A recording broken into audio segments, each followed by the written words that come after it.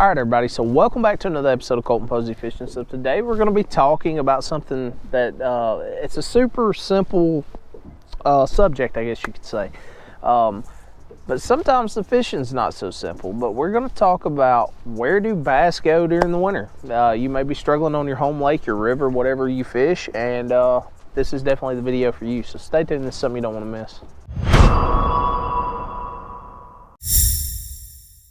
All right, everybody, so real quick before we jump into anything, don't forget, if the video helps you at all, make sure to give me a thumbs up, subscribe down below. I've got you covered when it comes to anything bass fishing. If you ever have any questions, comment down below, or you just want to talk fishing. I love hearing from you guys.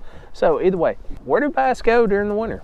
I always tell people when they ask me, like, you know, no matter what season it is, you know, where does these bass go? What do they do? What are they looking for? I've only got my opinion on what they do. And my experience from being out on the lake during those seasons. It may differ where you're at or from what you see or something like that, but just from what I've noticed over the past 20 years, typically coming out of the fall, the water temperatures are starting to cool off and you're going to start getting a lot of fronts, a lot of stuff like that going on. When that stuff happens, these fish are typically going to push further offshore. So those areas that you found those fish during the fall, as they come out of the creeks, if your fish push back in the creeks during the fall, but those fish that are migrating out of the creeks, they're going to get on those steep channel bends, they're going to get on those main lake points and things like that, and they're going to live there for most of the winter, the fish that do migrate in and out of the creeks. Now, with that being said, I do want to say this: there is always fish shallow, period. John Cox, go watch his any of his fishing stuff from fishing the Elite Series. The man fishes shallow year-round. He catches fish year-round. There is always fish shallow. You can always catch or find fish shallow. Some days can be a lot tougher than others. But now, with that being said, like if you watch Monday's video, all those fish I was catching, I don't know, probably even after the camera stopped rolling, I mean, total probably 70, 80 fish that day, which is crazy for winter. But with that being said, 70 to 80 fish on a winter day, it doesn't happen a lot, okay? It was just one of those days where it was just a good day to go catch fish, period. But either way, most of the fish, in my experience during the winter, they're going to live in those same areas, those main lake points and stuff like that. But where you're typically positioning your boat, close to those structures and covers and stuff like that, those fish are actually going to be further out. I always say, wherever your boat typically is, if I'm beating the bank, I'm talking flipping a jig in deep cover, right? Right next to it, I'm like 5 foot from the cover. I typically say, especially if it's shallow in that area or you're fishing a shallow lake, pull about 100 feet out. Those fish are still going to eat. They're just cruising that contour, that sharp contour where that deeper water is. Where that deeper water is, the water temperature and stuff's more stable. Everything's more stable, more calm. They're cold. They're cold-blooded creatures. Everything that they're eating is cold-blooded, so everything's moving slow, and that's one of the issues that I see a lot of people have, and I have a lot of problem with that when anytime I'm transitioning from fall to winter is slowing down. But that's just something that you got to do. You got to slow down. You just got to mimic what they're eating and how they're acting. There's a couple places that always seems more productive than any others. Number one is going to be your main lake points, okay? Your main lake points, those long points that come out in the middle of your lake. I don't care if there's only 2 on your lake, but I can guarantee you if you've got a real long point coming out on your lake, they're going to be somewhere off of that point. Typically where you position your boat. So that's the reason I say sit 100 feet from where you typically sit and cast to those fish that are out there suspended and cruising and chasing those bait fish. Now, another area is your channel swings, those deep channel swings, okay? And what I mean by deep channel swings, I don't mean that it's like super, turny, like a S curve or something like that.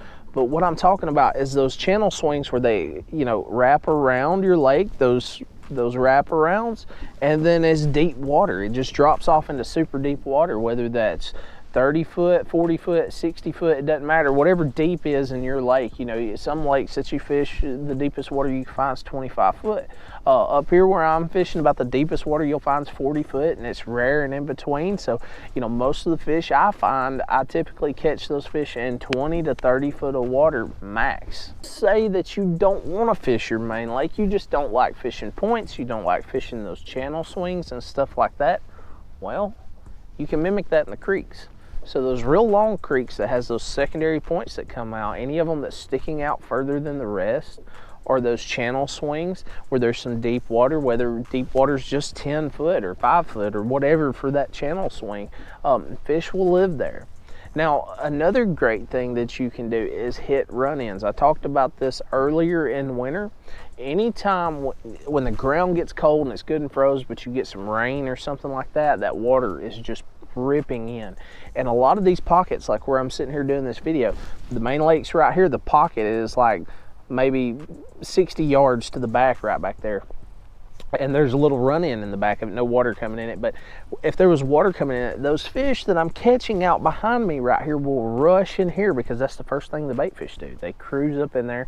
They've got clean water coming in, highly, you know, oxygenated water, good fresh water. They want to live in a good environment, clean environment, and that's typically where they're going to go. A lot of their forage is going to be back there, and typically when that happens, it makes stuff super simple.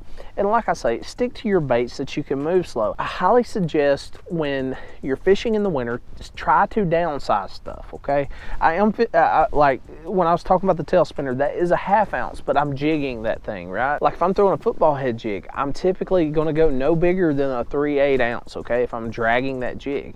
My big swim bait, the 3.75 inch rage swimmer that I talk about all the time, I'm running the 1/4 ounce head. My underspins, I'm running the 1/4 ounce head. Yes, these fish are deeper. Yes, when you throw those baits out there, it's like watching paint dry, because it takes so long to get down to them, and then when you reel, you've got to reel so slow to keep that bait in that strike zone. But those baits will either A, force you to slow down and you will catch more fish, or B, you're going to keep doing exactly what you're doing, speeding up, reeling too fast, and you're not going to catch a whole lot. You're going to miss a lot of fish that do try to bite your bait because they're just lethargic and it's not mimicking exactly, you know, what they're eating and what everything else is doing.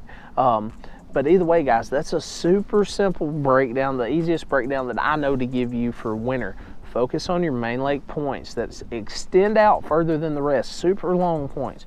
Your channel bends that have really deep water. Bluff walls is great on channel swings and stuff like that. Your creeks that have long secondary points or run-ins in the back with fresh water coming in. Not necessarily dry, but fresh water coming in.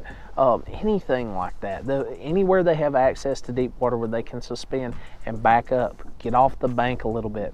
If you don't have forward-facing sonar, run your 2D sonar. We did it for years. And I still do it to this day. I use my forward-facing sonar, but I also use the 2D sonar a lot.